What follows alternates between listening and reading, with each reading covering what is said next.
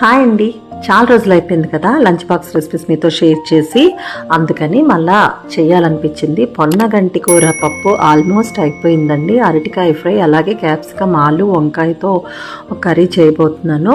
And దానికోసం అని చెప్పి రెడీ చేసుకుంటున్నాను, వంకాయ కూరకు అని చెప్పి. సో మజ్జిగ కూడా చేసుకుంటాను కదా, దానికోసం అని చెప్పి బటర్ మిల్క్ కూడా రెడీ అవుతుంది. ఇక్కడ పోపు వంకాయ క్యాప్సికమ్ ఆలు కోసం అని చెప్పి పోపుకు వేసుకుంటున్నాను. ఈ హడావిడిలో ఇంకా దోశలు కూడా వేసి పెట్టాలి, రెండు ప్యారలల్గా, అంటే ఇంకెంత మనకి హడావిడి ఉంటుంది కదా.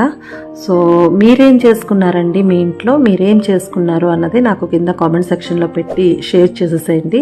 ఇంకా మీకు ఏమైనా ఐడియాస్ ఉంటే కూడా నాతో షేర్ చేయండి. లంచ్ బాక్స్ రెసిపీస్ ఇంకా బాగున్నవి, మీకు ఐడియాలో ఉన్నవి.